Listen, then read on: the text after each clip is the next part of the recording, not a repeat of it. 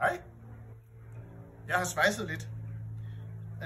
For at sikre trinet, hvis man kører noget tungt henover, eller man kommer til at banke på det, så har jeg lavet sådan en profil der, som jeg har svejset sammen og sat op.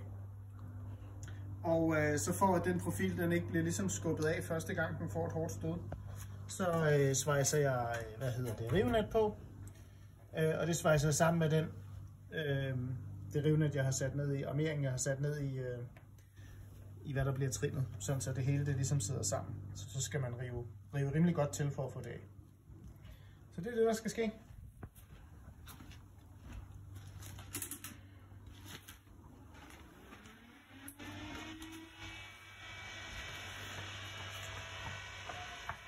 Og det her, det hjælper med, at jeg ikke får sollys ind som baglys i skærmen.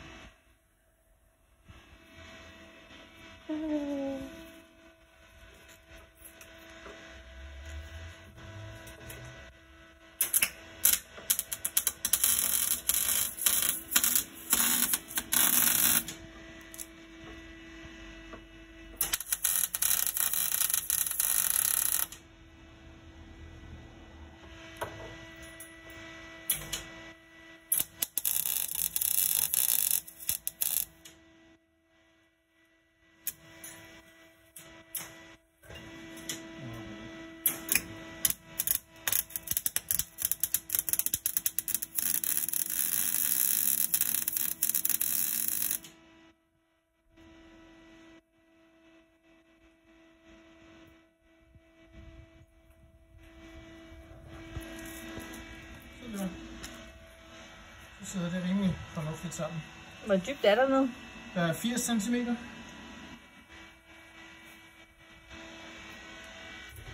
skal jeg bare lige have lavet noget til det sidste herovre. Og så er der svejset færdigt.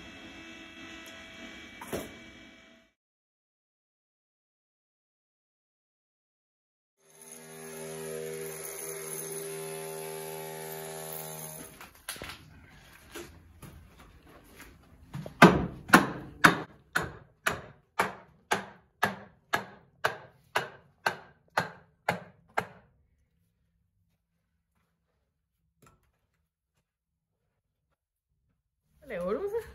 Jeg lukker lige af, så jeg kan tage den her trakt af. Jeg har lavet de her smarte systemer, som jeg har forklaret om på et tidspunkt. Det var ikke det rigtige sted.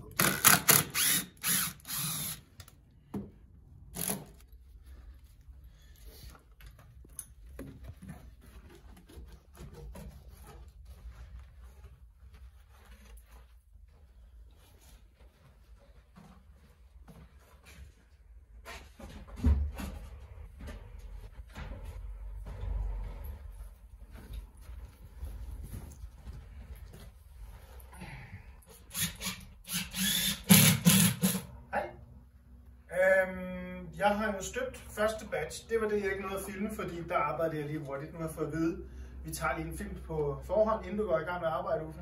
Sådan så, at man får noget af processen med. Og det er en god idé.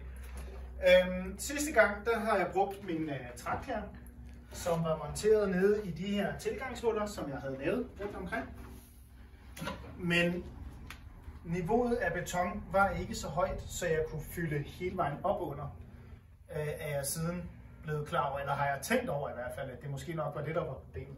Så der er faktisk kun beton herop til, og vi skal deroppe omkring. Så jeg mangler lige 10 cm.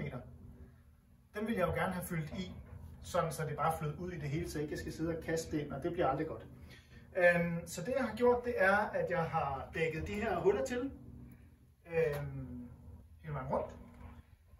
Og så har jeg flyttet tragten op, sådan så vi nu kommer til at have simpelthen, nu siger jeg vandsøjletryk, det bliver et betonsøjletryk, oppe fra tragten og ned i det hulrum, der er hernede stadigvæk.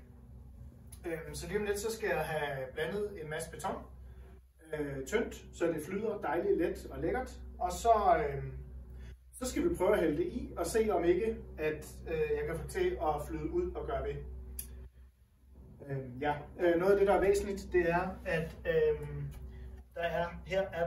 jeg har skåret ud med vinkelsliberen et hak, sådan så at jeg ikke laver, så jeg ikke står og komprimerer luft inde i min forskalling. Nu tror jeg ikke, den er så lufttæt, så det gør noget, men så har luften i hvert fald et sted, den kan komme ud, så ikke jeg står og arbejder op imod en stor luftlomme. Og det har jeg gjort nogle flere steder. Der var der, og så er der herovre i hjørnet.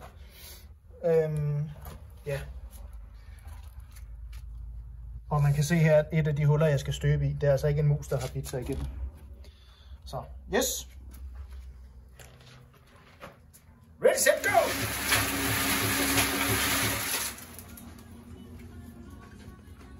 Vi slukker lige for musikken. Yes. Jeg tænkte, vi lige skulle snakke lidt om betonens beskaffenhed, det jeg hælder i. Hvis det skal flyde ud på det relativt smalle sted, det har derovre, så skal det i sagens natur være ganske flydende. Det snakkede jeg med en kammerat om, som er bygningsingeniør. Tak til Michael. Han sagde, hvis du gerne vil have en meget flydende beton, så er det væsentligt, at der er relativt højt indhold af cement i, fordi så kan det bære mere vand, uden at det står og krakelerer og bliver smadret og alt sådan noget. Og nu er der sikkert en bygningsingeniør, som ved en masse om det, og som vil korrigere mig, og det må I meget gerne. Men det jeg i hvert fald gør, og har haft held med, det er at opblande det rimelig vandigt, temmelig vandigt. Jeg kan lige tage en lille ski. Så kan man se det her. Det er altså, det er noget godt slam nærmest.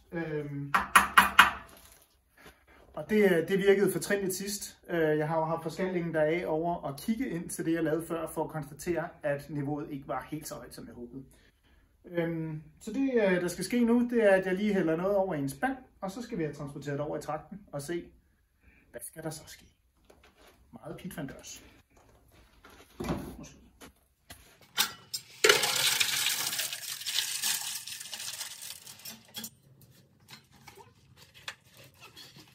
Skal du med, Maja? Skal vi ned for kassen? Ja, så hælder vi bare i.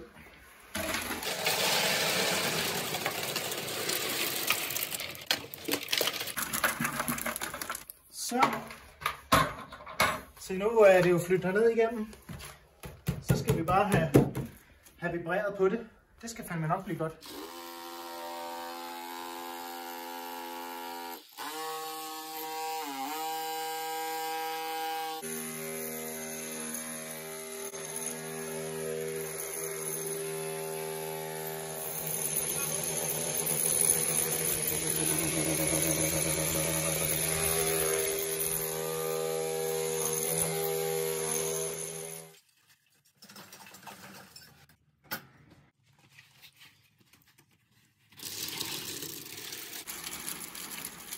God høj betonsøjle.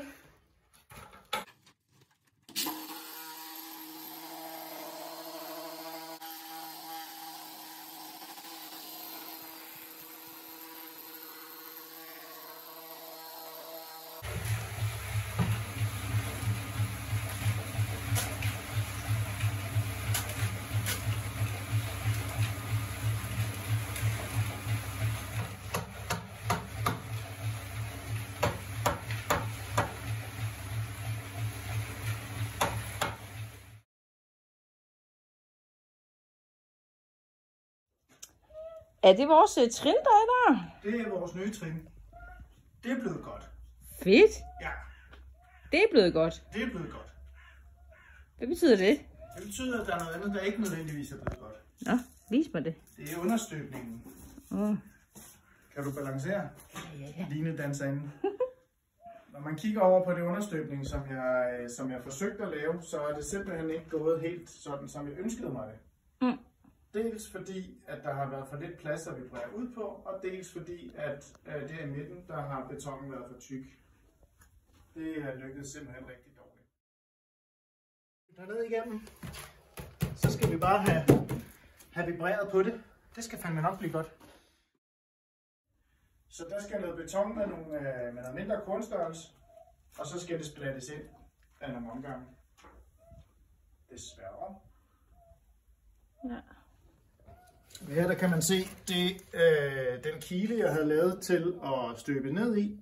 Og så kan man se faktisk, hvordan at selvom jeg har vibreret hårdt på det, og netop fordi jeg har vibreret hårdt på det, så er der ikke så meget slam til at binde det sammen.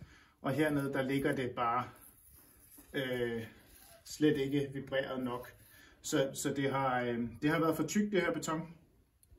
Hvis man til gengæld kigger over i det hjørne der, så kan man se, at det der er lykkedes at støbe derovre, der har betonen været perfekt. Fordi det er jo blevet fuldstændig en enhed.